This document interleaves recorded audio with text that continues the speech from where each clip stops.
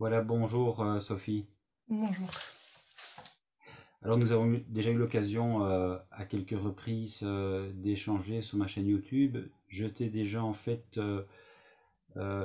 interrogé entre guillemets sur ton histoire de vie et ce en quoi effectivement elle pouvait nous rejoindre. Et tu as eu l'occasion aussi à un moment donné de faire un échange avec moi où j'ai pu justement aussi raconter la manière dont j'avais vécu entre autres mon enfance, mon adolescence et là où je me situais au jour d'aujourd'hui. Et donc en fait je trouvais intéressant à partir du moment où on se connaît déjà, on est déjà je dirais entré en lien. Et du coup, je trouvais intéressant d'échanger autour du seul livre écrit par Fritz Zorn, qui écrit effectivement un livre magnifique qui est intitulé simplement Mars. Et je voulais voir en fait avec toi, avec nous et avec les autres, en quoi ce livre pouvait précisément nous parler. Et je pense qu'il est plus facile peut-être d'en parler d'abord en étant toi et moi en résonance, parce que justement, se connaissant mieux par ailleurs.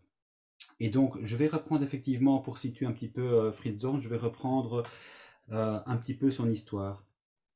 Sous le pseudonyme de Fritz Zorn se cache un jeune homme pressé. Jeune, il n'a que 32 ans et pressé d'écrire car il se sait condamné par un cancer qui ne lui laissera aucune chance.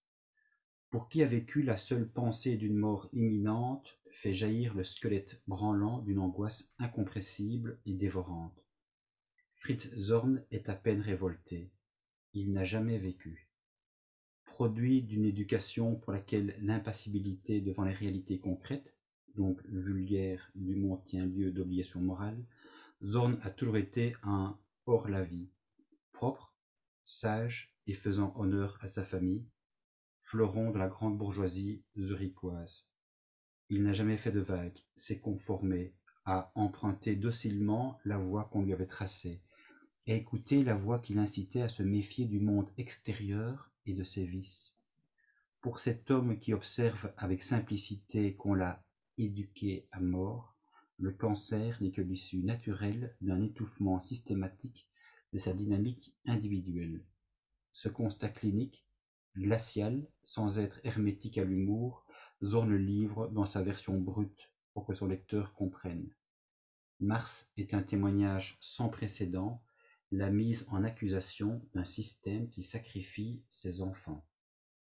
Alors, à partir de cela, Sophie, je voulais te poser peut-être la première question, parce que de fait, notre échange tourne autour de Fritz Zorn, et donc évidemment, logiquement, j'ai envie de savoir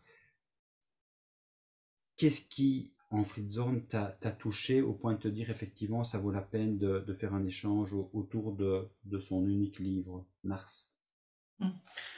Oui, ça a été pour moi un livre coup de poing quelque part. Je pensais, c'est toujours inattendu ce genre de choses. Hein. On écoute quelque chose, on se dit qu'on a déjà bien avancé dans sa vie, à l'âge qu'on a compris beaucoup de choses, puis tout à coup, j'écoute ça et puis ça me rejoint à un endroit, je ne pensais pas que ça pouvait me rejoindre si loin.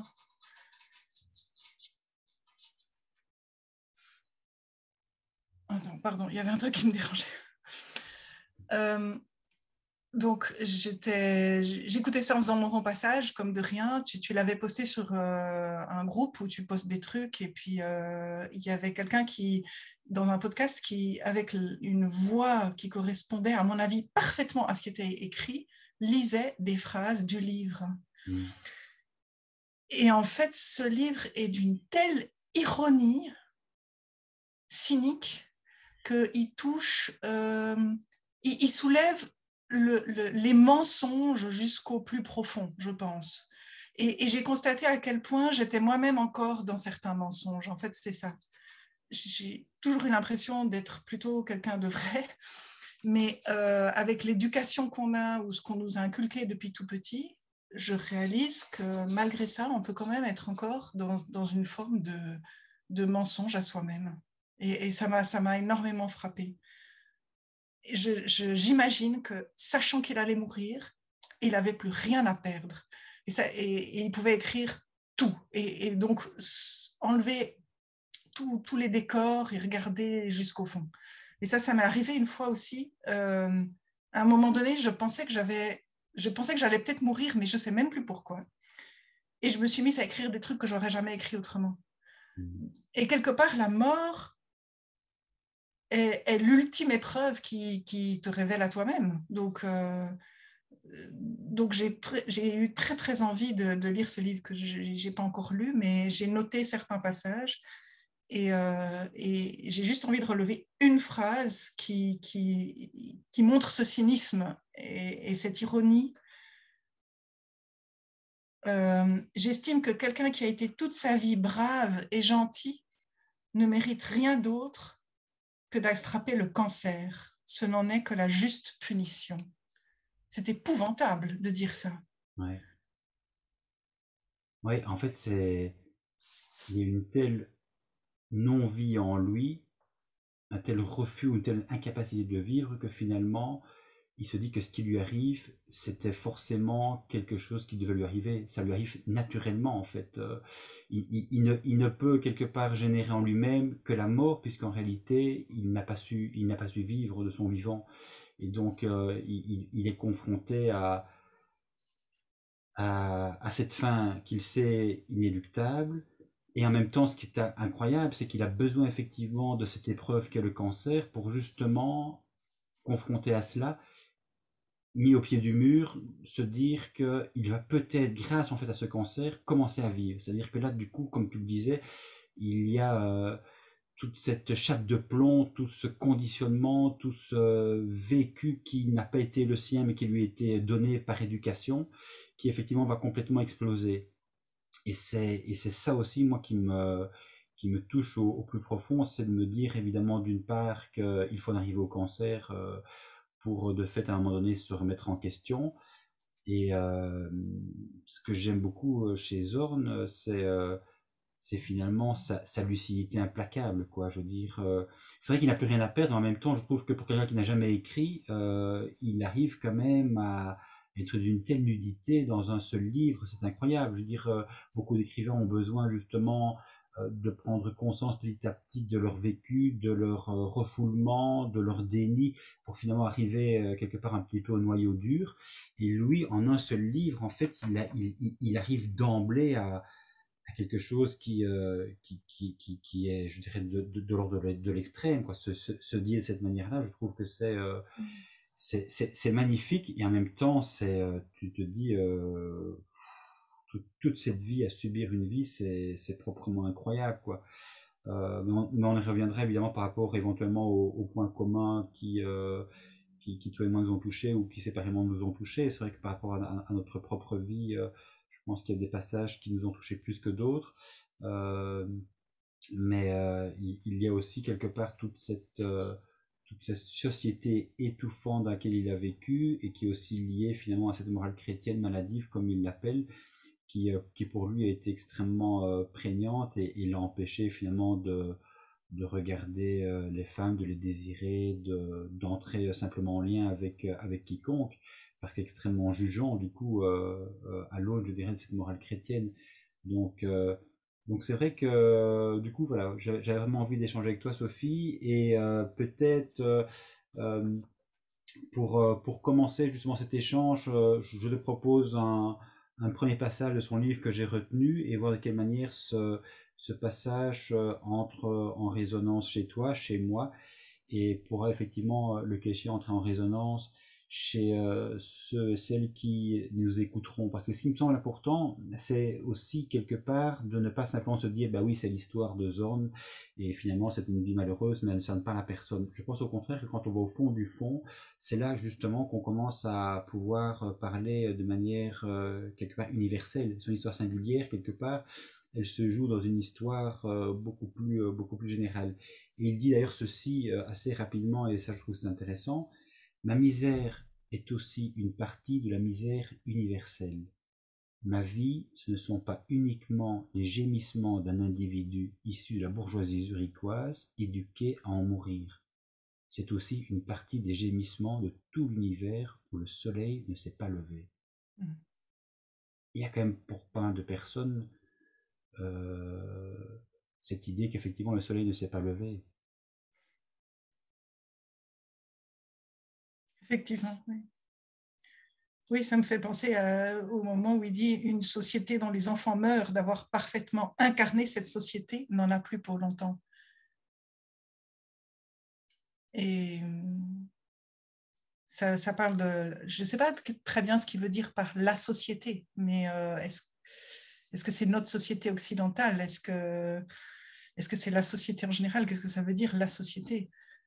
Mais il se trouve que donc c'est pas seulement parce qu'on a eu des traumatismes, parce qu'on a eu des parents comme ci, comme ça, parce qu'on a eu telle éducation, mais c'est aussi beaucoup plus large, effectivement. C'est la façon dont fonctionne l'humain qui peut se retourner contre lui-même, quelque part, Mm. dans ce qu'il dit. Oui, Ce qui m'interpelle beaucoup aussi, c'est que justement, il dit qu'il a eu une enfance, il n'a pas eu une enfance malheureuse. Il a eu une enfance parfaitement harmonieuse, ce qui est bien pire. Et c'est ça qui est interpellant. C'est qu'il il a pas eu des traumatismes ou des choses qui peuvent donner raison au fait qu'il aille mal. Et donc, les choses se passent vraiment de l'intérieur. On peut être vidé de soi-même de l'intérieur par une éducation ou par la société telle qu'elle fonctionne et qui ne permet pas à l'être de naître à lui-même. Je ne sais pas si c'est ça qu'il veut dire par le soleil qui se lève, mais la nuit, c'est la mort quelque part, parce que sans lumière, il n'y a pas de vie. Et quand le soleil se lève, c'est quand il y a une vie qui surgit de l'intérieur. Qu'est-ce qui fait qu'elle peut surgir ou pas? Qu'est-ce qui permet à cette vie de surgir? Il ne faut pas forcément être frappé ou violé ou quoi que ce soit pour être tué à l'intérieur. Il faut parfois juste ne pas avoir eu la permission de vivre. C'était juste pas conforme, comme il dit. oui, c'est ça.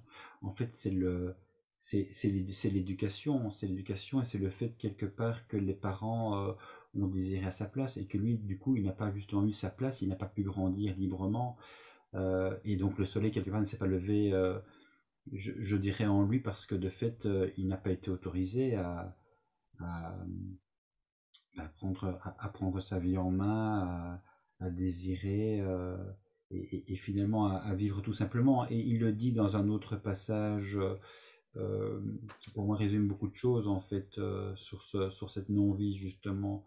Je suis jeune et riche et cultivé. Donc de fait on pourrait se dire qu'il a tout.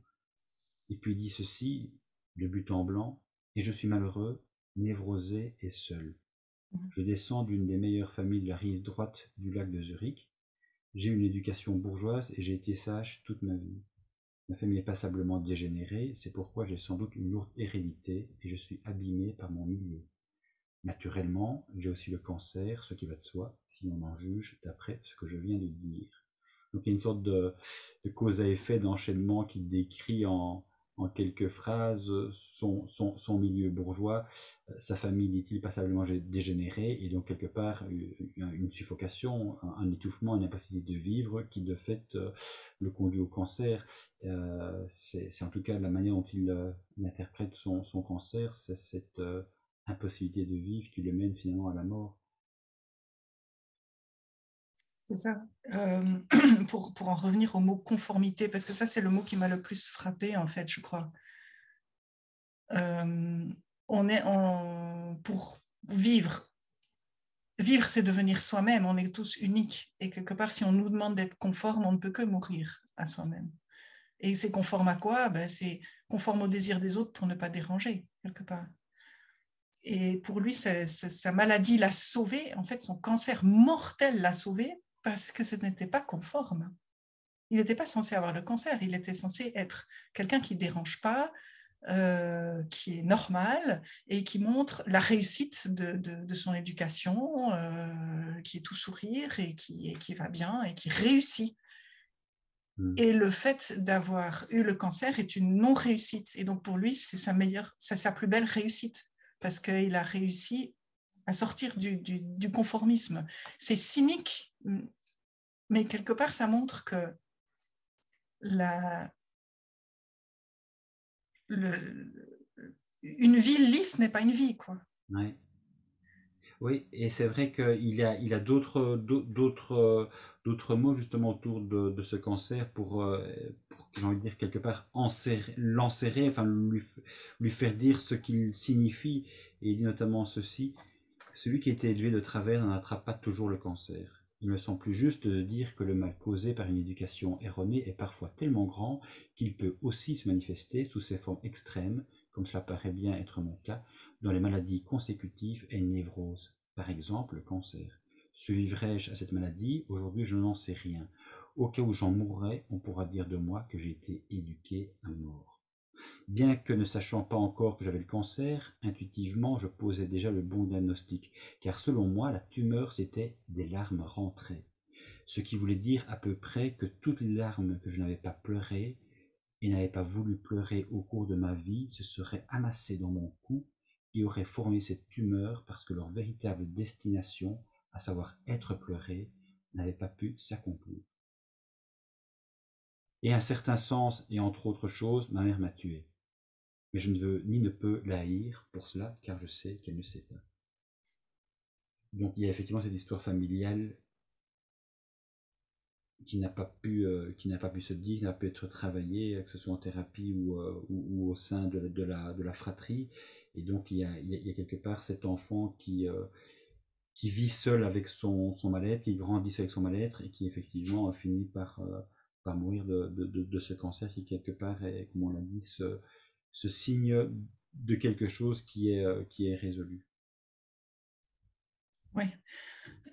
Avant d'en venir à nous, nos vies, parce que là, on est un peu dans le général et c'est vrai que c'est bien de commencer comme ça. Moi, ce qui m'a aussi énormément interpellée, c'est me rendre compte qu'on passe son temps depuis tout petit à vouloir que les choses aillent bien, ce qui est en fait quelque chose d'assez naturel. Pourquoi est-ce qu'on voudrait souffrir ou que ça aille mal? Mais on nous fait croire qu'il faut qu'on aille bien pour pas déranger. Et je me dis, si on commençait dans notre vie humaine à apprendre qu'en fait, la souffrance, les émotions difficiles, les arrachements, les deuils, les tristesses, les peurs sont quelque chose qui font totalement partie de la vie et on ne peut pas ne pas passer par là et on doit les traverser et c'est dérangeant, mais c'est ce qu'on a le plus à apprendre pour devenir humain et pour devenir soi, tout irait beaucoup mieux. C'est un peu ça l'illusion dans laquelle on est, c'est enfin, l'illusion que nous donnent aussi toutes les publicités mensongères et de croire qu'on peut être quelqu'un de parfait et parfaitement heureux et aussi tout ce qui est dans enfin, le coaching. Moi, je suis coach, donc j'ai bien vu ça dans le coaching, qu'il y avait cette espèce d'illusion de penser qu'on pouvait atteindre ses objectifs et accéder au succès et au à un moment donné, effectivement, il faut arrêter avec ça parce que c'est faux, tout simplement. Mmh.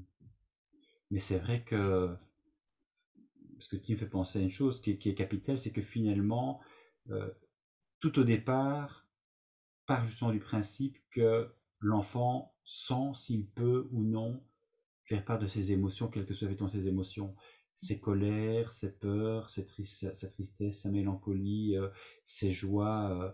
Si à un moment donné l'enfant sent que s'il y a l'un ou l'autre, une autre émotion qui ne peut pas être dite, il va effectivement la taire. Et c'est là évidemment que quelque part va se jouer la tragédie de sa vie. C'est que quelque part, dans, les, dans la prime enfance, il va rapidement comprendre qu'il y a des choses qui ne peuvent pas se dire, qui ne peuvent pas se faire. Et donc du coup, n'ayant pas pu exprimer verbalement à l'extérieur ce qu'il vivait, il ne va pas être en mesure de le faire plus tard non plus parce qu'il n'aura pas finalement appris, il n'aura pas été autorisé à le faire. Et donc, finalement, ça revient, si je veux reprendre un thème générique, ça revient effectivement à s'autoriser la vie ou non, avec justement toute cette gamme des émotions.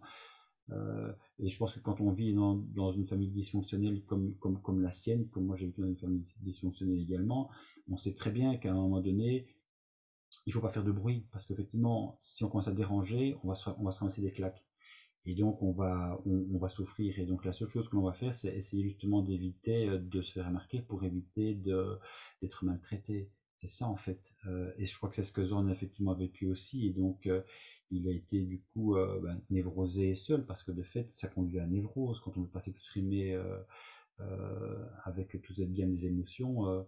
On se retrouve enfermé en soi et on se retrouve effectivement complètement étouffé avec du coup après des difficultés à comprendre qui l'on est, à comprendre pourquoi on est dans une telle confusion et du coup à avoir parfois justement besoin comme Zorn d'une tragédie dans sa vie, d'un bousculement, d'une mise, d'une mise je veux dire, au bord du gouffre pour se dire à un moment donné, mais il y a quelque chose qui va pas, il va falloir que je m'en occupe, quoi. Et lui, il s'en est occupé de son problème, si je puis dire, au travers d'un livre comme d'autres, parce que justement, il a eu le cancer, voilà. Et c'est vrai que moi aussi, si je veux être justement un truc concret, c'est parce que j'ai eu le cancer, mais j'en suis pas mort, que j'ai pu, à un moment donné, me dire qu'il y avait quelque chose qui n'allait pas, quoi. Mais il a quand même fallu plus de 40 ans, hein. Je veux dire, nous on l'a dit, il est mort à l'âge de 32 ans. Moi, le cancer, je l'ai eu dans la quarantaine, et donc c'est seulement à ce moment-là que je me suis dit, il y a quelque chose qui ne va pas et je vais devoir essayer de refaire lien, en sachant aussi justement qu'on a déjà toute une vie derrière soi et que du coup, refaire lien avec soi après tout ce temps, entre guillemets, perdu, sans avoir les clés, sans avoir les ficelles, c'est quelque chose d'extrêmement complexe aussi. Et ce qui est complexe aussi quelque part, et c'est ce que Zorn, je pense aussi, explique, c'est que quelque part, on aimerait bien refaire rien avec soi, mais pour refaire rien avec soi, il faut quelque part refaire rien avec les autres aussi. Or, quand justement le premier lien, qui est le lien familial, n'a pas pu se mettre en place, n'a pas été sécure, du coup, tous les autres liens deviennent problématiques. Je veux dire, on a peur d'entrer en lien, alors que ce lien peut nous restaurer, nous aider à vivre, à, à rebondir, en réalité, tous ces liens font peur, donc quelque part, on les fouille, quoi. Et on en aurait absolument besoin pour être restauré, en même temps, on les fouille, c'est tout le paradoxe, c'est tout le dilemme, mais c'est toute la réalité intérieure qui se joue de manière extrêmement violente et parfois aussi culpabilisante, parce que quelque part, se retrouver en train de vivre au jour le jour, se lever, se coucher et essayer d'avoir une vie normale, mais en sentant qu'on n'est pas normal, entre guillemets, qu'on passe à côté de sa vie, c'est quelque chose d'extrêmement extrêmement douloureux, au point où justement certains attrapent le cancer ou d'autres simplement se suicident, ou perpétuent justement aussi des liens simplement toxiques parce qu'ils n'ont jamais connu que ça. Donc c'est très compliqué de naître à partir de rien.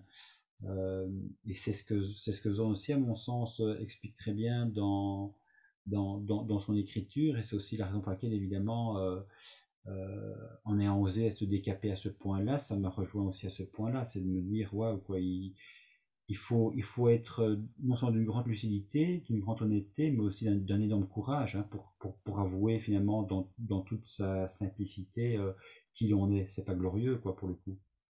Justement, il allait mourir. C'est ça qui est horrible et extraordinaire. C'est que il aurait peut-être pas écrit ce livre s'il n'était pas sûr de mourir, parce qu'il aurait été justement sous la chape de plomb du jugement possible. Tu ne peux pas dire une chose pareille. Alors que là, il lançait un livre en sachant qu'il allait partir et qu'il n'allait plus avoir ce jugement. Et ça aussi, ça m'a beaucoup frappé, parce que je me suis dit, qui est-ce que je serais, moi, si je ne vivais pas en fonction des jugements des autres? Mais waouh, quoi! C'est énorme, ça. C'est énorme. C'est Et je énorme. me suis dit, purée, si c'est énorme, c'est que je vis énormément sous le jugement des autres. Ouais. Donc, je ne suis pas totalement vraie parce que je vis en fonction du jugement des autres, mais complètement. Et je ne m'étais pas rendu compte à ce point-là, quoi. Et Mm. c'est vrai que quand tu fais ça, tu passes à côté de toi. Si tu passes à côté de toi, c'est difficile de rencontrer l'autre. Ouais. Parce qu'il faut être soi pour rencontrer l'autre. Ah oui. Si, dans ce que tu me disais tout à l'heure, ça me fait penser à l'importance de la limite, en fait. Si tu as vécu dans un environnement où tu dois juste vivre en fonction des attentes des autres, tu n'as pas ta propre bulle, ta propre limite, qui fait que l'autre peut être complètement intrusif, puisque c'est lui qui te dit qui être, quoi. Donc, qui représente un danger. Mais, et pourtant, seul, on ne peut pas devenir soi. Donc, c'est le paradoxe que tu disais tout à l'heure. C'est-à-dire que l'autre va te restaurer ton image s'il a un regard respectueux, mais il va donc te toucher au profond et tu vas pouvoir découvrir que tu vis et que tu es toi et que tu as des sentiments, des émotions. Et en même temps, c'est là que tu prends le plus grand risque, qui est que tout à coup, tu sois trahi, que ce soit une illusion, que la personne en fait te touche, te réveille des blessures profondes que tu avais décidé de ne plus voir parce que tu n'avais pas le droit de les voir. Et forcément que le lien va t'ouvre petit à petit les blessures les unes après les autres, puisque il, il te fait te découvrir toi-même et naître à toi-même. Donc, de nouveau, on en vient au fait qu'à un moment donné, il faut accepter que la vie passe par des blessures et des souffrances. Ça revient à ça de nouveau, quoi. La vie n'est pas confortable, la vie n'est pas l'harmonie totale. Lui, il parle de tranquillité aussi. Oui,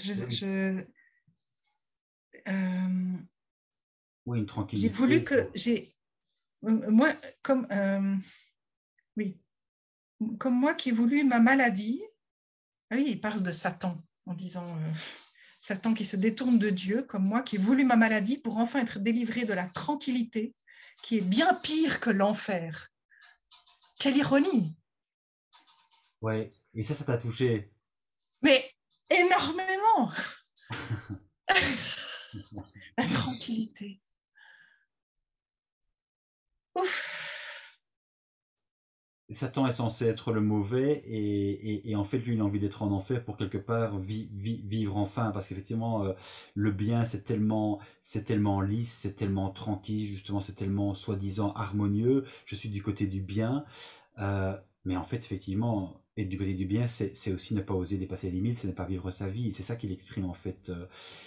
Et ce qu'il exprime évidemment, et pour moi c'est essentiel, c'est son incapacité d'aimer en fait. Parce qu'entrer en lien, c'est ça, c'est aimer l'autre, que ce soit à travers un lien amoureux ou au travers d'une amitié forte où justement on ose se dire, on ose être soi avec toute cette palette des émotions, avec tout cet envers aussi, hein, c'est-à-dire ses faiblesses, sa vulnérabilité, ses échecs. Son manque d'amour aussi justement et donc quand on peut enfin se dire sans être jugé c'est évidemment magnifique, c'est là qu'on se sent accueilli et qu'on peut justement réparer ce lien qui éventuellement a été blessé et il dit notamment ceci que moi j'aime beaucoup, qui me touche en disant aimer quelqu'un mais à moi cela ne pouvait arriver car il me manquait tout simplement la capacité de me rendre compte que cela m'arrivait. Dans mon cas il faudrait parler sans doute d'idiotie affective. Cette insuffisance m'empêchait de remarquer ah, celui-ci ou celle-là, je l'aime bien. Je n'aimais bien personne, car je n'en étais pas capable. Il ne m'était donc pas possible d'avoir un contact émotif avec le monde.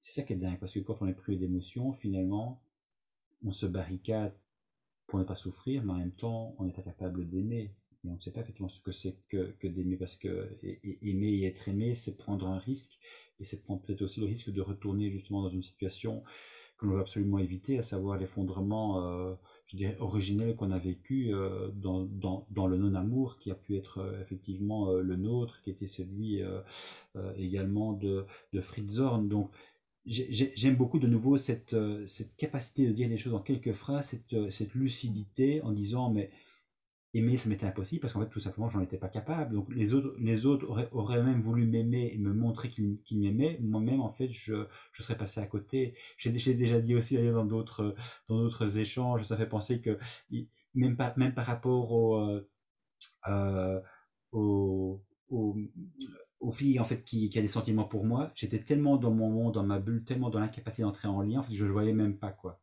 Tu vois. Et donc en fait tu te sens seul, tu en souffres, tu voudrais sortir de ta solitude, et en même temps en fait quand l'autre dit mais je suis là, je suis prêt à entrer en lien avec toi, en fait tu es tout simplement incapable, et donc de fait tu restes seul, ce qui est évidemment un vrai cercle vicieux, parce que pour le coup si à un moment donné tu ne sors pas de ce cercle là, c'est la mort assurée, pas forcément la mort physique, on n'est pas obligé de se suicider, mais en tout cas c'est la mort psychique, quoi, je veux dire. L'incapacité d'aimer, elle conduit à la mort psychique. C'est ça. Parce que quelque part, c'est ce qui vit en toi qui résonne avec l'autre et ce qui vit en l'autre qui résonne avec toi. Je veux dire, si la personne a des sentiments et tu peux ne pas voir qu'elle a des sentiments pour toi parce que toi-même, ça ne résonne pas avec quelque chose qui vit en toi, tout simplement. Pareil pour les émotions, pareil pour tout ce qui fait la vie, qui vient du cœur. Et je ne peux pas m'empêcher de penser à l'école parce que moi, je crois que j'ai été aussi détruite par l'école. Mais on nous apprend tellement pas ça, quoi. Alors que c'est la seule raison pour laquelle on va à l'école, pour se faire des amis, pour aimer et se sentir aimé. Enfin, pardon, c'est ma raison, mais je ne veux pas parler pour tout le monde, mais on nous dit que ce qui compte le plus, c'est le cerveau rationnel, et c'est tout. Dès le début, quoi, dès la toute petite enfance. Donc, pourquoi? Parce que la rationalité ne dérange pas, elle est toute lisse, c'est l'harmonie, 2 plus 2 égale 4, c'est hyper harmonieux. Ça ne vient pas toucher à quelque chose qui pourrait déranger les autres, en fait.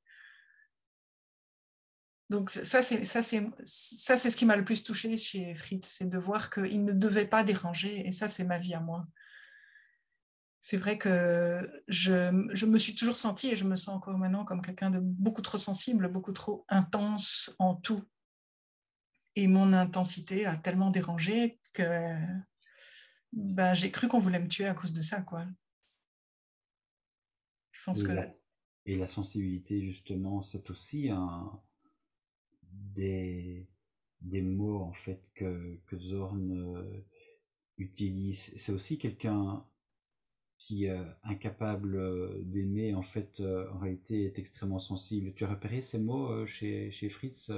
Ça m'a, ça m'a parlé, en fait, et ça m'a parlé effectivement de toi quand tu dis que tu es quelqu'un d'extrêmement sensible et que cette sensibilité, en fait, n'a pas pu se manifester parce que quelque part, si elle se manifestait, c'était automatiquement des coups que tu risquais d'avoir. Il dit ceci, je vais le lire, Sophie, en fait. Et moi, j'étais tout bonnement un peu plus sensible que d'autres enfants ordinaires, et c'est pourquoi j'ai plus mal survécu à mon milieu que d'autres enfants. Peut-on en conclure qu'au fond mon éducation n'a pas été du tout si mauvaise, du fait que j'y aurais survécu sans histoire si seulement je n'avais pas été si sensible? Naturellement non, car justement une éducation est mauvaise quand seuls y survivent les enfants qui ne sont pas sensibles, et justement n'est bonne que quand même les enfants sensibles y survivent.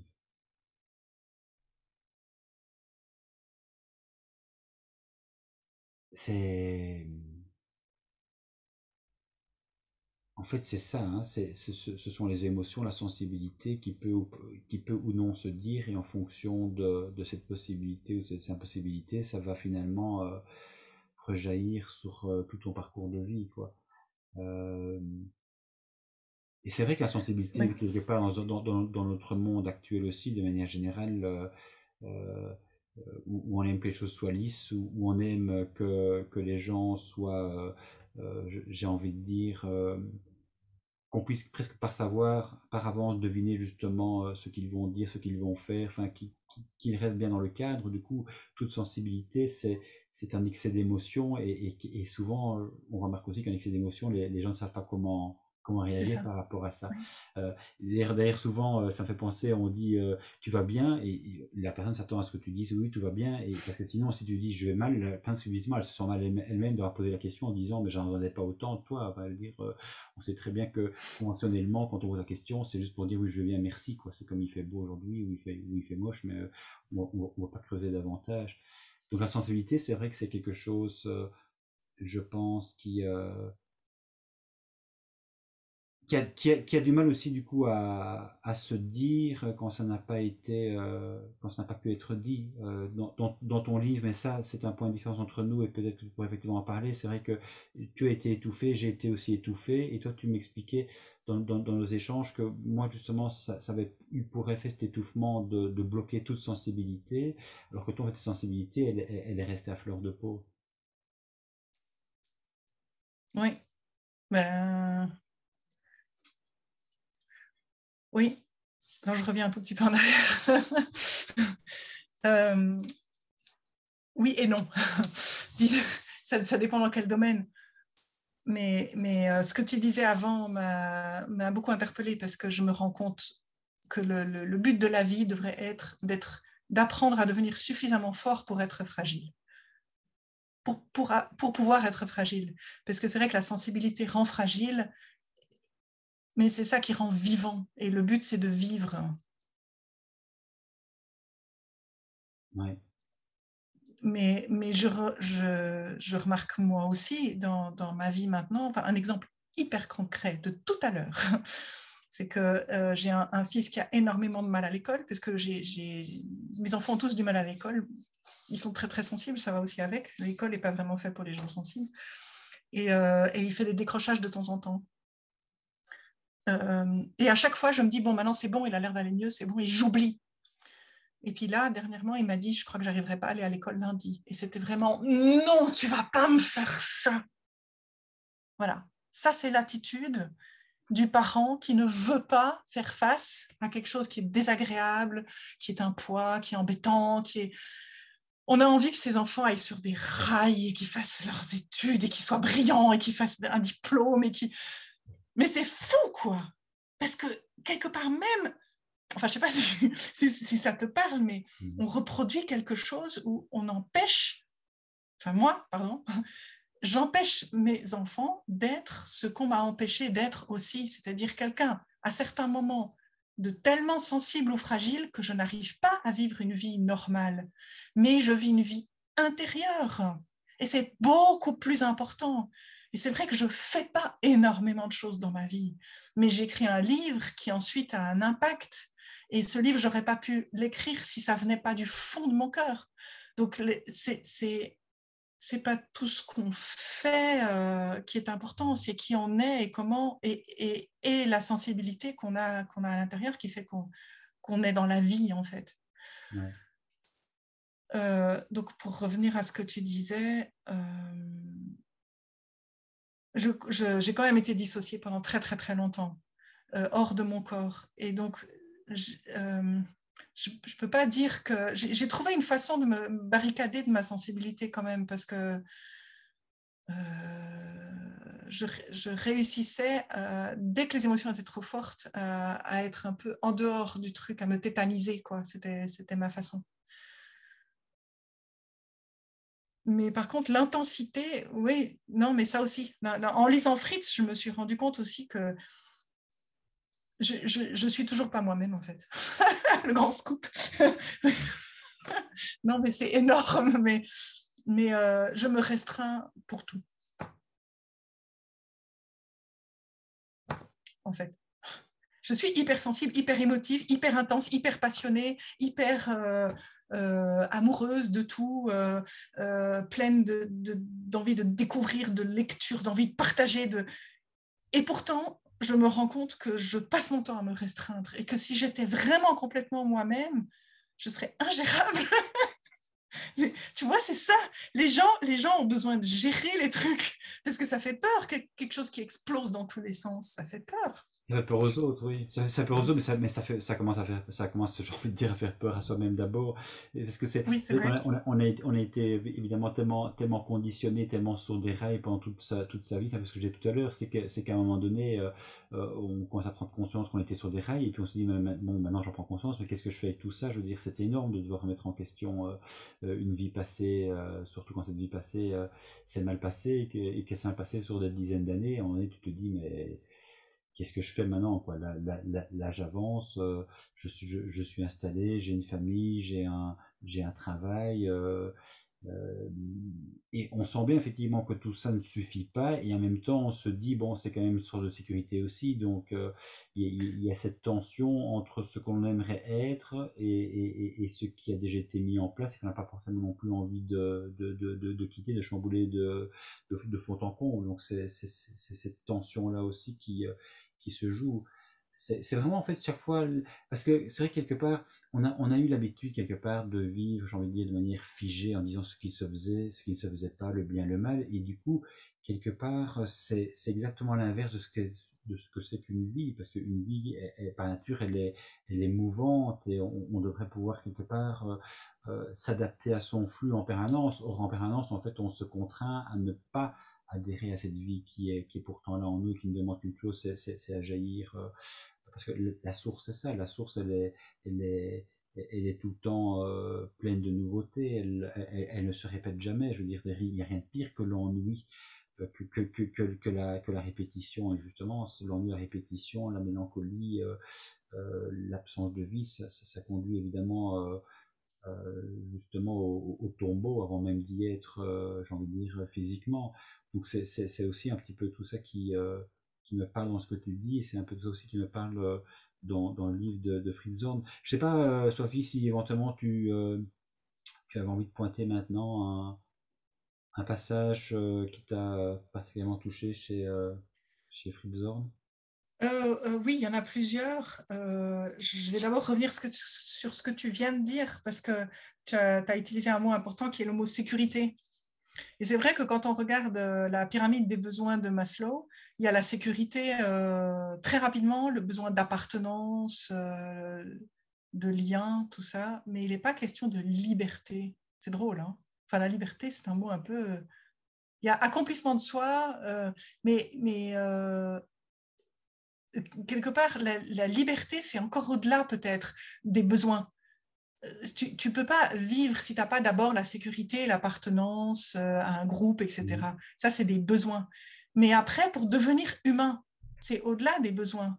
Il y a quelque chose qui est de l'ordre du désir et de la liberté. Et c'est ça probablement qui fait peur, parce que ça ébranle la sécurité et qui fait partie pourtant des besoins. Je pense que là, il y a quelque chose de difficile à conjuguer entre sécurité et liberté, qui est un peu un enjeu humain par excellence. Donc, entre lien et liberté, en fait. Et du coup, tu veux rebondir ou bien je vais au passage? Non, tu peux aller au passage.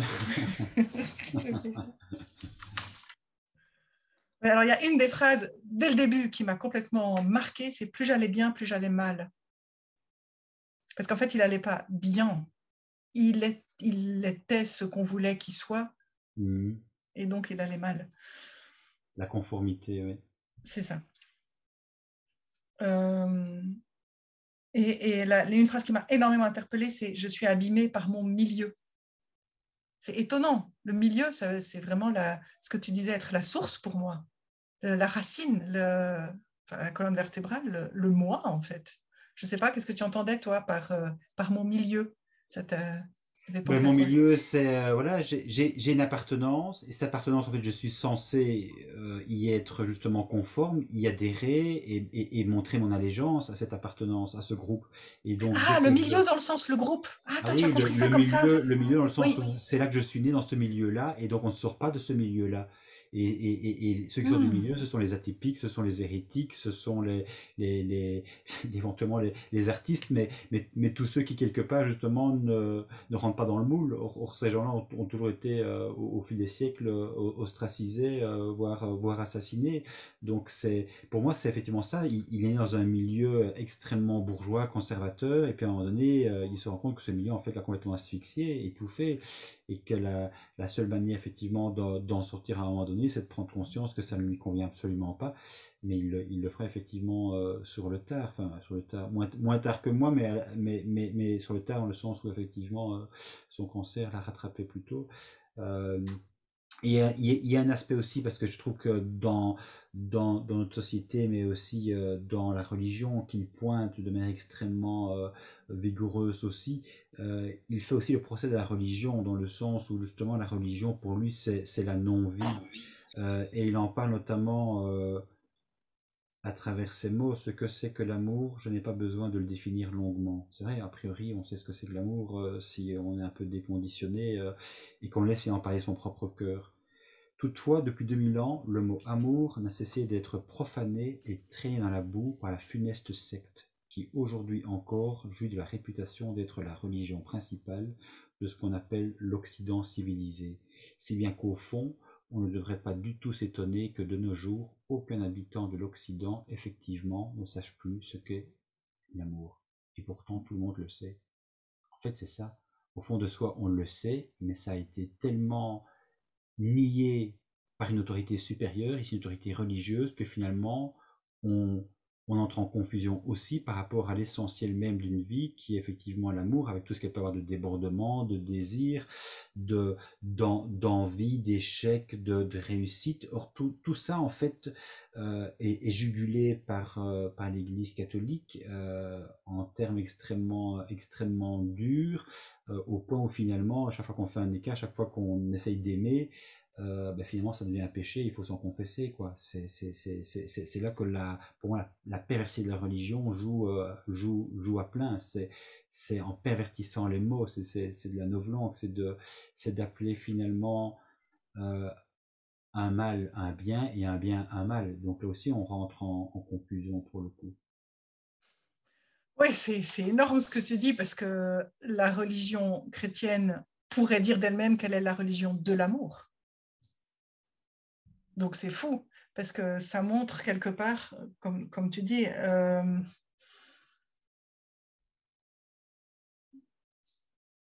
j'ai trop de choses dans ma tête. C'est pas grave, mais en plus je pense que j'ai zappé ton passage. Ah, complètement. Ah Ah, t'es oui, passé dessus comme ça, ah comme oui, un éléphant. ah oui. Vas-y alors. Ah non, mais Vas-y. attends, j'ai déjà trop de choses dans la tête si tu me dis de faire autre chose. Je reviens à ce que tu disais religieusement. Oui, mais librement, hein, librement. Non, c'était une blague religieusement. Euh, Je sais, je sais. euh, c'est fou la perversion. Tu sais à quoi ça me fait penser cette histoire de la religion chrétienne? C'est la religion de l'amour et elle fait tout pour cadenasser l'amour, étouffer l'amour et faire en sorte que ce soit tellement contrôlé que c'est pas vécu. C'est ça un peu. Et ça me fait penser à ce qu'on fait aux femmes dans la religion aussi. J'ai fait un témoignage récemment et j'ai eu que des retours positifs, sauf un prêtre qui est venu en soutane. Je me suis dit, oh là là, attention, attention, attention. Et puis, il a fait un processus de manipulation très classique que je n'ai pas tout de suite reconnu parce que je ne reconnais pas ce genre de choses. Mais d'abord, la séduction, où il m'a dit c'est tellement beau, ça vient du cœur, machin. Et puis après, il m'a dit j'ai senti toutes ces émotions, c'est beau comme vous parlez avec le cœur. Il y avait de la colère, il y avait aussi de la haine. Je me suis dit quoi, de la haine? Et alors, le message qu'il voulait me faire passer, c'est si les femmes restent dans la haine, parce qu'elles veulent le pouvoir, elles vont passer à côté de leur grandeur. Enfin, tu connais le discours qui est que la femme n'a même pas besoin, en fait, d'être prêtre et de l'Église, parce qu'elle est en elle-même une Église et la femme est sacerdotale. Mm. Et là, on est dans la perversion aussi que la religion qui parle d'amour et qui en fait empêche de vivre. Eh bien, on dit aux femmes, en fait, vous êtes tellement extraordinaire que vous n'avez pas besoin d'avoir le pouvoir. Et alors, on se tait puisqu'on est extraordinaire. Ouais. Et il y a cette perversion qui est là tout le temps, en fait. Hein, où on utilise les mots du bien pour cacher le mal et Oui, on fait le mal en appelant ça un bien.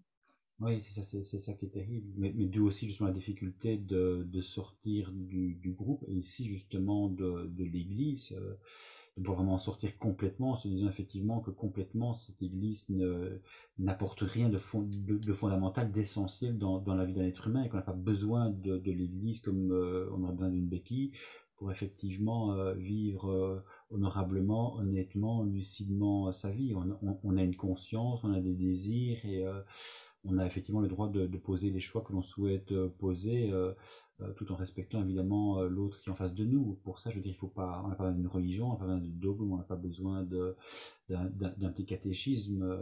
Et comme tu le dis, je trouve au contraire que, enfin moi j'étais très imprégné par le catéchisme et donc je trouve au contraire que quelque part ce catéchisme, si on y croit dur comme fer pour le coup, il fiche complètement la vie, quoi. Il nous rend névrotiques, il nous il nous empêche de vivre notre vie librement. On a peur finalement de tout, de rien, d'entrer en lien avec d'autres qui ne pensent pas comme nous. Enfin, ça devient pratiquement un enfer sur terre, quoi. Je veux dire, si réellement, je veux dire, on se conforme à la religion dans toute sa rigidité, dans tout ce qu'elle est censée nous inculquer, nous demander pour vivre une vie d'homme ou une vie de femme honnête.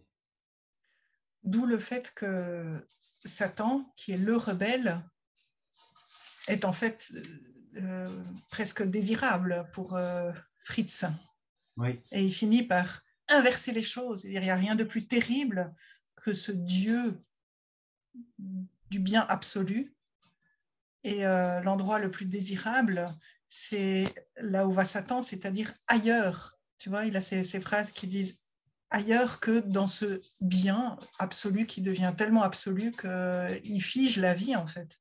ouais. Et c'est fou de faire ce retournement. Parce que je pense que c'est quelque chose qu'on constate dans la vie. Tu parlais des personnes hérétiques. Ça me parle beaucoup quand tu parles des personnes hérétiques, parce qu'effectivement, ce sont des personnes qui ont été complètement rejetées, condamnées, et puis qu'ensuite, finalement, ont presque été glorifiées parce qu'elles étaient juste en avance sur leur temps, comme tu dis. Et ça m'a beaucoup interpellée parce que je me rends compte que c'est comme ça un peu pour tout. C'est le mouton noir de la famille qui finalement va permettre des délivrances de tabous familiaux qui étaient mortifères de génération en génération. Et c'est celui qui n'arrivait pas du tout à suivre à l'école et qui était un cancre et qui était tout le temps rabroué, qui finalement va devenir un écrivain extraordinaire. Enfin, on a connu Prévert et tout ça, on a connu beaucoup de cas comme ça. Et dans l'Église, c'est pareil, etc. Donc, la rébellion est nécessaire. Je pense que la religion, toutes les institutions, l'école et tout ça apportent la sécurité. Et on ne peut pas vivre sa vie sans une bonne dose de rébellion. Ça doit aller ensemble. On ne peut pas vivre sans sécurité et on peut... Disons, c'est pas vrai en fait. C'est pas vrai. La sécurité, elle permet de survivre. C'est la rébellion qui amène la vie.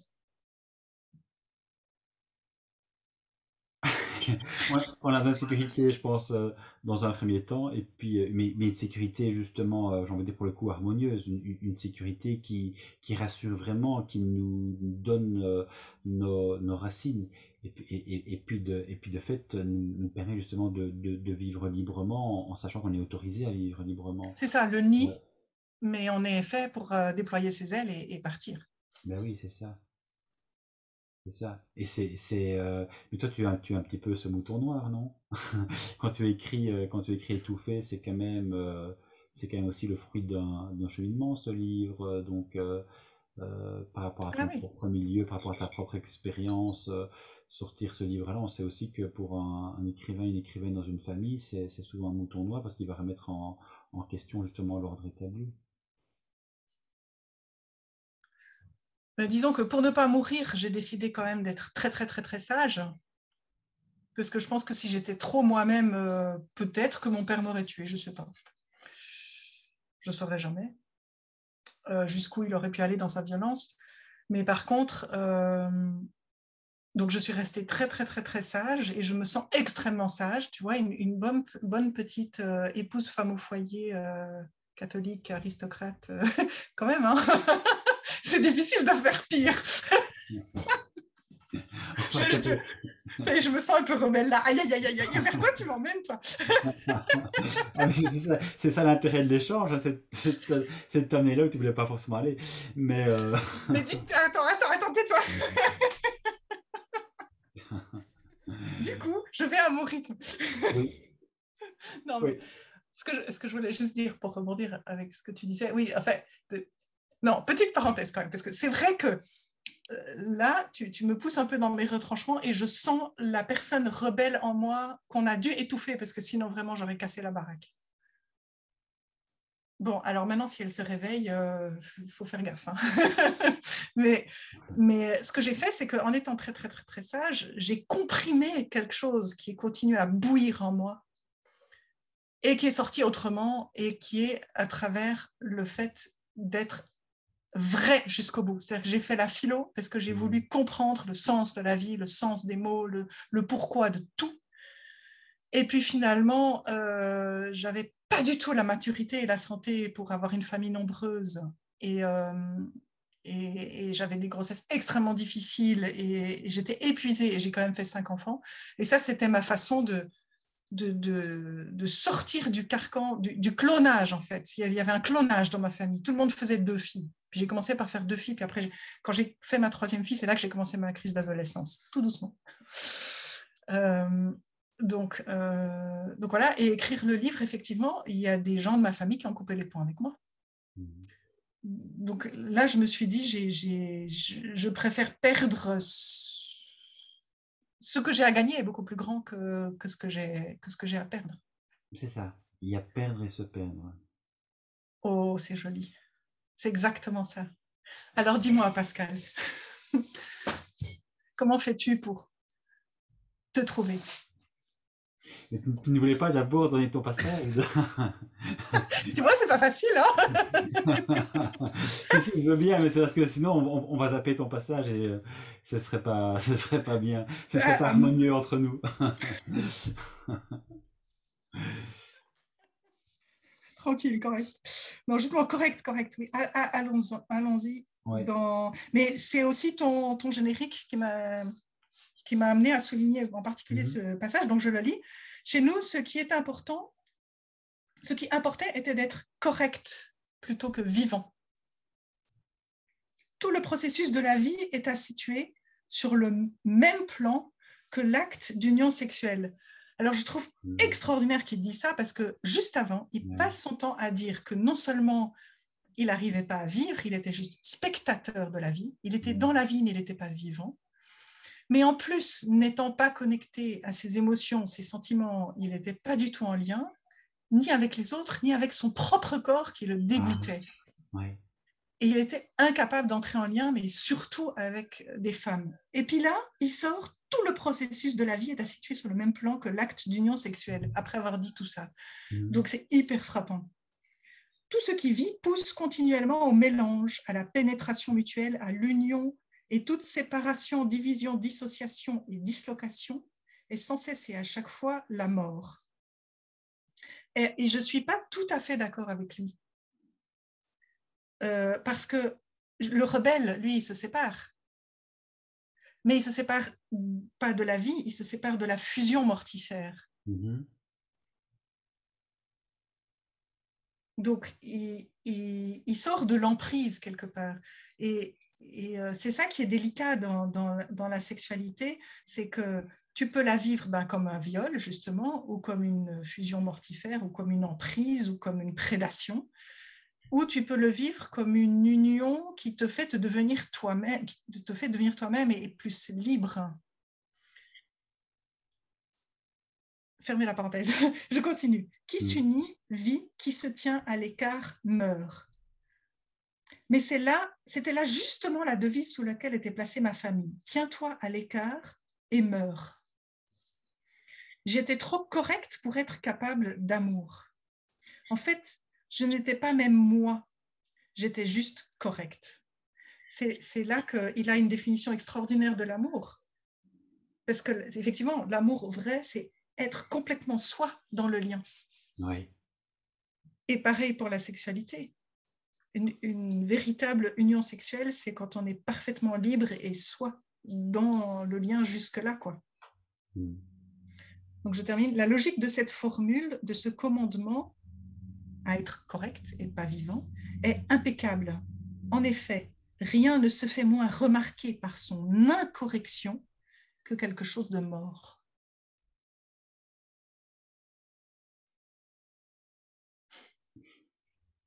Oui. Ben oui, mais c'est vrai que c'est vrai que j'aime beaucoup ce passage et je rebondirai avec un autre passage justement qui traite également de la sexualité parce que la sexualité quelque part elle est pleine de vie, pleine d'énergie, pleine de désir et c'est justement ce que la religion pour le coup, mais la société aussi de manière plus générale, essaie de canasser un maximum pour justement faire en sorte que nous restions des enfants sages, j'ai envie de dire, hein, Et pour la femme, la sexualité, c'est encore beaucoup plus tabou que pour un homme, parce qu'un homme, quelque part, s'y avoir ailleurs, c'est pas trop grave. Pour une femme, évidemment, c'est un vrai scandale. Et c'est la tentatrice, c'est Ève, etc., dans la religion. Donc c'est elle qui est plus généralement fautive. Si un prêtre a une relation avec une religieuse ou avec une fidèle, ce sera forcément la fidèle ou la religieuse qui sera effectivement a priori coupable de ses charmes et le prêtre quelque part s'en sortira toujours beaucoup mieux. Et d'ailleurs on voit bien aussi dans les scandales sexuels dans la société, dans tous les milieux, qu'en général, même quand l'homme est fautif, la femme reste encore à ses côtés, justement pour le soutenir, malgré le fait justement qu'il a effectivement eu des relations extra-conjugales. Donc on voit bien la difficulté pour une femme de se libérer aussi de ce carcan patriarcal. Mais il dit ceci justement par rapport à la sexualité, outre le passage que tu as relevé, Sophie. La sexualité représente toujours dans la nature humaine ce qu'il y a de plus vrai, de plus vital et de plus énergique. Elle met toujours tout en jeu. Mais chez nous, ces choses-là étaient très malvenues. Le vrai nous faisait profondément horreur. Nous ne voulions jamais aller au fond d'une chose. Nous préférions trouver toujours tout compliqué. Nous ne voulons jamais faire quelque chose par nous-mêmes. Nous aimons mieux sourire de ce que faisaient les autres. Nous ne voulions pas mesurer nos énergies. Nous voulions être harmonieux et neutraliser tous les différends au profit d'un néant couleur de rose ressemblant vaguement au bonheur. Mais avant tout, nous ne voulions jamais le tout. Le tout, c'était toujours les autres. Nous étions à part. Une chose plus encore nous répugnait. Le sexe était nécessairement toujours en rapport avec le corps honteux, le corps que tous les autres, les êtres bas, ne trouvaient nullement honteux mais désirable. Nous ne pensions naturellement pas cela. De plus, nous ne pouvions pas nier que la sexualité vous met à découvert, dans tous les sens du terme. Or, c'était cela que nous ne voulions à aucun prix. Moi, en fait, quand je lis ça, ça m'a fait songer à mes propres parents, parce que je sais, pour être tombé sur une lettre de mon père qu'il avait écrit à un de ses amis, que pour lui, la sexualité était quelque chose d'extrêmement, pas négatif en soi, mais vécu douloureusement à cause d'une religion mortifère. Euh, mes parents en fait sont dans un petit village où finalement le centre du village c'est le clocher de l'église, et quand la messe effectivement sonne, pratiquement tout le monde y va, sinon on est mal vu, ostracisé. Et on sait que pour nos parents, et encore bien au-delà évidemment, le sexe était quelque chose d'absolument tabou, honteux, et que le sexe il servait juste à faire des enfants, à procréer. Et d'ailleurs, j'étais tombé il y a quelques années, quelques dizaines d'années maintenant, sur un fameux article dans Famille chrétienne où on te vantait la, la sexualité uniquement en regard du cycle menstruel de la femme, et donc il fallait respecter ce cycle-là, et quelque part c'était magnifique parce que c'est la nature, et la nature il faut la respecter, et donc la femme va apprendre aussi à connaître son corps, l'homme à respecter la femme, et donc finalement tout se fait de manière harmonieuse, c'est magnifique, c'est voulu par Dieu. Et donc effectivement, dès que l'on essaye évidemment de couper, je dirais, la sexualité simplement de l'enfantement, et donc du coup du devoir d'enfanter, hein, procréer, etc., ça devient un mal en soi, alors que la sexualité, quelque part, quand deux êtres s'aiment, quand deux êtres se rapprochent, quand deux êtres sont pleins de désirs l'un pour l'autre, quelque part, elle est dans la nature des choses, pour le coup. Enfin, je veux dire, les animaux se posent pas autant de questions que les êtres humains, et a priori, ça se passe quand même plutôt bien. Donc, c'est vrai qu'il n'y a que les êtres humains qui, quelque part, se sont mis tellement de conditionnements, de tabous, qu'une chose qui devrait être absolument naturelle est devenue à ce point complexe. Et là, de nouveau, je le redis, parce que pour moi, c'est évident, mais la religion, pour ça, a complètement pourri la vie. Et donc Ouais. si pour moi la sexualité c'est la vie, quelque part la religion, effectivement, qui nie la sexualité, qui veut absolument la brimer, la brider, c'est justement aussi vouloir perpétuer la non-vie que de vouloir brimer cette sexualité. Oh, j'ai trop de choses à dire. Par le début. Waouh. Oui. Alors, je reviens au début de ce que tu disais par rapport à la femme. C'est vrai que c'est très, très frappant de voir de nouveau une inversion qui se fait, qui est que. Alors, je vais peut-être faire hurler les féministes, mais je crois que, comme dans on est des animaux aussi, on a aussi une biologie, et il y a une biologie masculine, il y a une biologie féminine qui sont différentes, donc tant pis pour les féministes, hein, je continue comme ça, si j'ai tort, j'ai peut-être tort, mais je pense que l'homme a plus tendance à avoir son désir éveillé facilement et à la vue d'une femme que les femmes.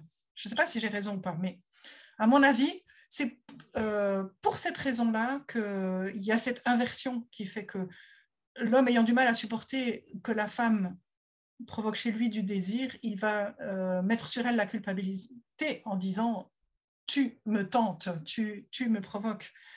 Et d'où le fait que c'est toujours la femme qui est à l'origine même du viol, en fait. Et je pense que derrière cette inversion, si on creuse, il y a cette peur de la femme qui viendrait réveiller chez l'homme ce qui chez lui n'est pas encore réveillé, parce que la femme, le désir est plus facilement réveillé chez l'homme, mais chez la femme, c'est les sentiments et les émotions. Et c'est ça que lui évite sans doute.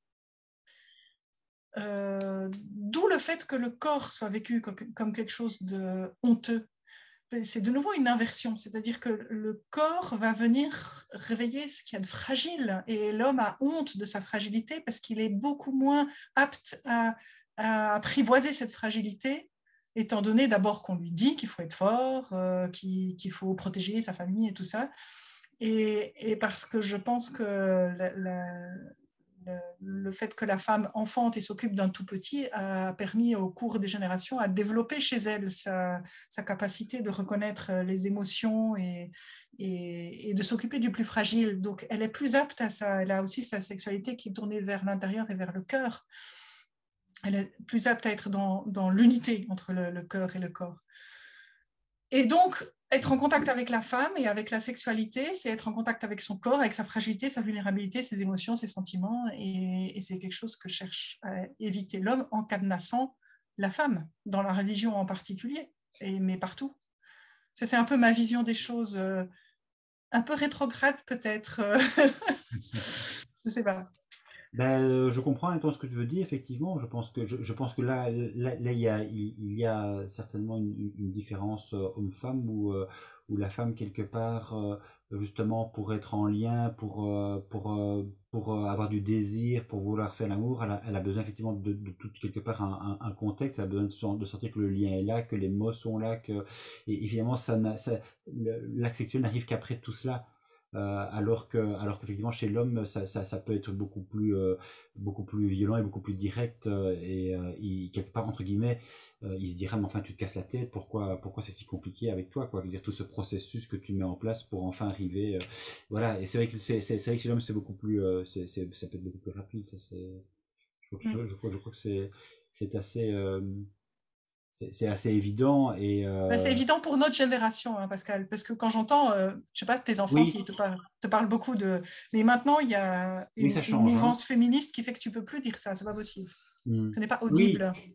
Oui, et maintenant aussi, on s'était déjà dit, toi et moi, Sophie, c'est vrai que je pense qu'aussi les adolescentes maintenant se cassent peut-être moins la tête, et elles n'attendent plus que le garçon vienne vers elles, mais elles ont leur désir aussi. Elles sont beaucoup plus, entre guillemets, émancipées, elles sont beaucoup plus libres par rapport à leur corps, leur désir, et donc de fait, il y a peut-être aussi moins de conditionnement qui fait que elles vont aussi quelque part être actrices et pas simplement se soumettre au désir de l'homme et attendre que l'homme veuille bien la choisir. Tu vois, je crois que avec les générations, je pense, qui passent, je pense aussi qu'il y a une, il y a une c'est plus aussi figé que ce qu'on vient de dire, peut-être, des Oui, choses évoluent. il y a aussi la libération sexuelle, et Ouais. avec son revers. C'est pour ça qu'il y a toujours les deux extrêmes qui se rejoignent. Tout l'avènement de l'engouement pour la pornographie va un peu à l'inverse de l'étouffement qu'a vécu Fritz, et puis ça se rejoint parce qu'on est dans quelque chose qui est quand même déconnecté des profondeurs des sentiments Oui, et du oui. cœur. Oui, oui, bah oui, c'est ça. En fait, le cœur est un long cheminement, hein. Je veux dire, C'est ça, l'acte sexuel, c'est extrêmement facile en d'y fait. arriver. Ça ne demande pas beaucoup j'ai envie de dire, d'intelligence, d'émotion. Par contre, là, j'ai envie de dire, tout l'aspect préparation, tout l'aspect, je rentre vraiment en lien et j'attends. C'est quelque part quelque chose qui est aussi magnifique. Le temps de l'attente, le temps de l'échange. Et une sorte du coup d'apothéose dans l'acte sexuel, alors que parfois effectivement les jeunes, mais c'est pas que les jeunes, c'est pas que notre génération ici, euh, il y a parfois ce désir d'aller vite et puis du coup bah, voilà, bah, effectivement on n'est pas assouvi et du coup on va multiplier les expériences, ce qui ne va pas non plus être de nature finalement à, Oui. a engendré beaucoup de joie profonde, de bonheur. Enfin, et ça, indépendamment, je dirais, de la religion, du carcan, des leçons de morale. Hein, mais je veux dire, je pense que chaque être humain, il a besoin à un moment donné aussi de nouer un lien profond, sincère, honnête, et de sentir qu'il est aussi respecté dans sa Ben, personne. ce qui Et à nourrit, commencer par son corps aussi, justement. Respecter c'est son vrai. propre corps et être respecté par l'autre dans sa propre intégrité physique et psychique. Mais là, j'en reviens quand même à la religion, au risque de te faire grincer les dents un peu, mais Oui, euh, effectivement, ce qui nourrit l'être humain, c'est le cœur à cœur, c'est l'amour. Et la sexualité en est la célébration. Et je pense que la religion, elle est quand même une des seules à mettre ça à l'honneur. Mais attends, ne t'énerve pas. j'attends. La, la façon dont elle le fait est telle que, en gros, enfin moi c'est comme ça que je l'ai vécu. Elle dit attendez, attendez, pas de précipitation, faut pas être comme des animaux, on est des êtres spirituels, il faut préparer tout ça, les fiançailles, il faut que ce soit vraiment dans un vrai lien et donc dans un engagement et donc le mariage et pour donner la vie à des enfants, comme ça on est dans le don de soi. Enfin tu connais le discours et tout. Et donc on est dans quelque chose de tellement grand que finalement c'est une espèce d'idéal plaqué qui nous coupe de la vitalité et de l'élan vital du désir dans ce qu'il a aussi de très concret, de fougueux, une part sauvage quand même et tout simplement une part vivante. Et ça, tout à coup, c'est coupé. Donc, la religion est la seule qui parle vraiment d'amour profond. Et puis tout à coup, elle nous en coupe l'accès par une rigidité qui rejoint l'extrême inverse, quoi, et qui est, il faut tellement pas ceci, pas cela, pas cela, pas cela, pas cela, qu'il n'y a plus rien. Et puis tu finis par Bah oui. Oui.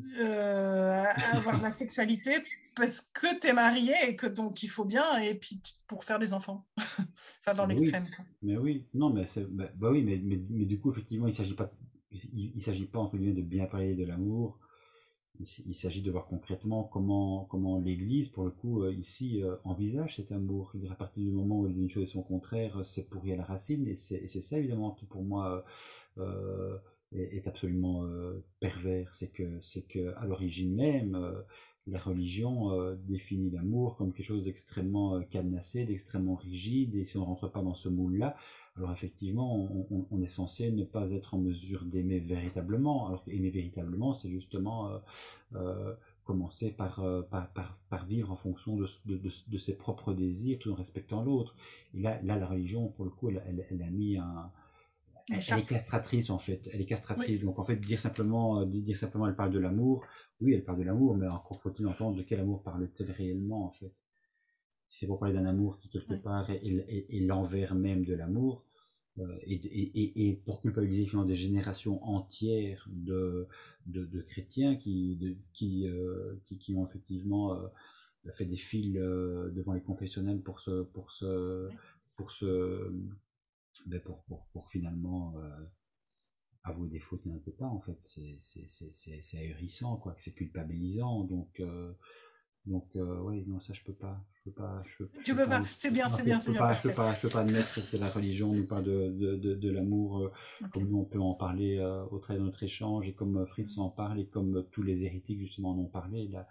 La religion, elle, non, c'est une perversion trop intense qui a été vécue tellement fortement, profondément dans la chair de milliards de croyants que pour moi c'est la non-vie en fait. Donc c'est pas possible, c'est pas possible. C'est pas Mais possible. peut-être Sophie, parce que j'ai quand même cité quelques extraits, et je voudrais aussi, parce que je sais que tu l'as préparé avec cœur pour le coup cet échange, et que tu as toi-même été voir les extraits qui te parlaient peut-être davantage Oui. que moi. Donc si tu as un autre extrait éventuellement sur lequel tu souhaites que l'on puisse rebondir.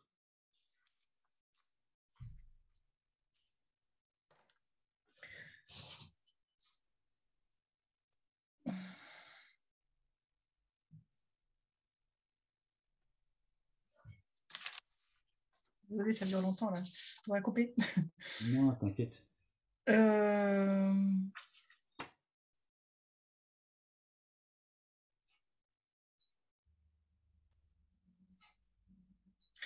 non. Non, Je crois que j'ai dit l'essentiel de ce que je voulais d'accord. dire. D'accord. Mais écoute, si tu as dit l'essentiel, peut-être qu'on peut alors du coup s'acheminer vers la fin de notre échange. Ok.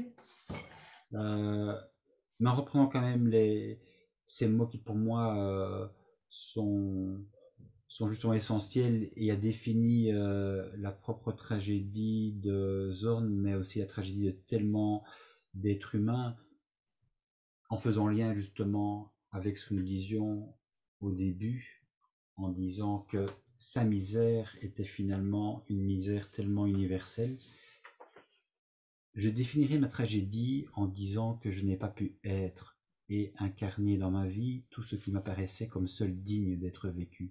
Parce que dans ma vie, manifestement, ce ne sont pas ma volonté et mes sentiments et mon moi qui ont été l'essentiel, mais seulement et toujours l'héritage des autres en moi. Ce n'est pas ce que je voulais qui est arrivé, mais ce que mes parents, ou mieux mes parents entre guillemets, ont déposé en moi. Ainsi, par exemple, mes parents ont déposé en moi ceci, que la sexualité n'existe pas chez moi, bien que, dans la partie de mon moi que je désignerais comme moi-même, la sexualité soit la plus haute de toutes les valeurs. Je crois que c'est seulement la partie la plus infime de mon moi qui est moi-même. Sa plus grande partie est empoisonnée, violée et détruite par le principe hostile décrit plus haut, dont les représentants les plus typiques pour moi étaient mes parents. C'est comme un gigantesque corps étranger en moi qui est beaucoup plus grand que la partie de mon moi désignée comme moi-même, qui me ronge et dont je souffre. Et finalement, moi, j'ai du coup souvent le sentiment que nous sommes nombreux à passer le plus clair de notre temps à essayer de vivre, et que pour essayer de vivre, justement, ça passe par un nécessaire déconditionnement qui a pu justement parfois perdurer pendant des dizaines d'années. Je sais pas ce que tu en penses. Oui. Et ce qui est extraordinaire, c'est de découvrir ce qu'on nous dit jamais ou quasiment. Enfin, j'avais pas beaucoup entendu ça. Que pour sortir de ce conditionnement, parfois il faut effectivement des années et des années et des années d'attente. Et finalement, c'est à notre âge souvent que ça se fait. On est censé entrer dans le troisième âge, là, Pascal. Non, mais c'est un truc de fou, quoi. Et, et en fait, on est à l'âge où on n'a plus besoin de correspondre aux attentes, et ça nous délivre complètement. Enfin, je ne sais pas comment toi tu le vis, mais enfant, on essaye d'être ce que les parents veulent qu'on soit. Adolescent, c'est surtout le groupe d'appartenance qui compte. Ensuite, on se dit, il faut que j'ai un diplôme, il faut que j'ai un conjoint, des enfants, une situation. On est tout le temps dans le il faut que. Mm. Et en fait, on est à un âge extraordinaire parce que, en tout cas, la femme, la ménopause, c'est fantastique.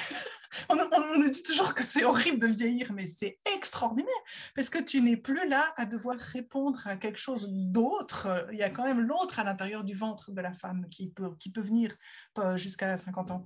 Et puis après, tout à coup, elle se dit, mais en fait, moi, qui je suis? Si je vis pour moi, je suis qui? Et c'est la première fois qu'elle peut se dire ça une fois qu'elle est à la ménopause. Mm. Euh, et voilà, c'est un âge, je trouve, où on commence vraiment à vivre sa vie. C'est peut-être pas vers ça que tu voulais m'amener, mais Pas grave. avec ton passage. Dis-moi Mais toi. si, non, non, mais c'est pas grave. Je veux dire, ce qui est bien, c'est de voir ce que ce passage justement suscite chez toi. Et chez moi, du coup, quand je t'entends, je me dis effectivement, c'est génial. Et en même temps, je me dis, waouh, que de temps nécessaire pour Ouais, finalement c'est fou. commencer à vivre. Et en sachant aussi que quelque part, on s'achemine petit à petit vers la tombe. Donc tu te dis Non, parfois, non, non, non, non, non, tu dis, enfin, tout ça pour ça, quoi. Mais bon, voilà. Ça, parce que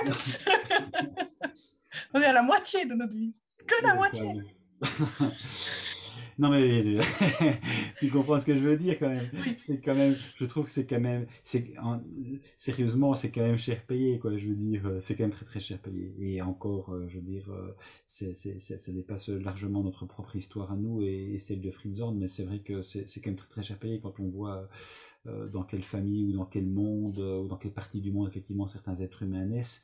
Je me dis, il y a un tel gâchis, une telle violence, enfin, on le voit encore avec l'Ukraine, la Russie, ce sont des guerres sans fin, des déchirements, des pleurs, des séparations, des morts, enfin, c'est le, génération après génération, en fait, on essaie quelque part nous de réfléchir, d'essayer de se déconditionner, d'aimer, de s'ouvrir, d'entrer en lien, et en même temps, sur un plan, je dirais, mondial, tu vois génération après génération, tant et tant et tant de gâchis, tu te dis, mais c'est effroyable. Et tout ça, effectivement, pour se dire qu'à la fin, bah, à la fin, c'est la fin, quoi. Je veux dire, on, on est nombreux à essayer de sortir du tombeau, et puis en fin de vie, c'est quand même ce qui nous attend, de toute façon, quel que soit le cheminement qu'on aura fait entre la naissance et la mort. Mais là, je sens que t'es pas d'accord. Non, Ah ben voilà. je te trouve bien déprimée. Ou Ce qui est réaliste. tout à fait ton droit, ce qui est tout à fait ton Oui, droit. oui. Mais Non, je dirais, oui. alors, je veux pas faire ce que Fritz Zorn dénonce en disant revenons à quelque chose d'harmonieux. Effectivement, il faut faire face à la tragédie de la vie. Je pense que si on ne fait pas ça, on passe à côté de sa vie. Et en même temps, on passe aussi à côté de sa vie si on ne la vit pas. Donc si on se dit oh là là, je sors du tombeau et je vais bientôt y retourner, on risque aussi de passer à côté de sa vie. Euh, ce, ce dont je me rends compte, moi, en voyant toutes ces tragédies, que ce soit de nos propres vies, de ce qui se passe dans le monde et tout, c'est que je ne peux pas changer quoi que ce soit de tout ça. Je ne peux pas refaire ma vie autrement que ce qu'elle a été, refaire mes parents, mon éducation. Je ne peux pas changer la guerre en Ukraine, mais ce que je peux faire, je le fais. Donc maintenant, je vis et quand je vis pleinement, ce qui m'arrive par instant, je me rends compte que tout est une histoire de qualité.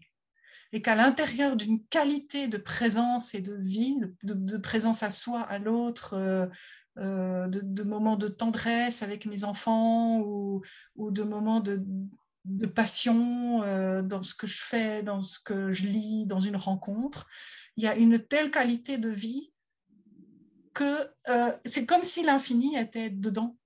Et du coup, je ne regarde plus le temps comme je viens de là et je vais vers là. Tu vois, il y a une Mm. plongée tout à coup verticale. Ouais, Et je pense qu'on est aussi appelé à ça. ouais.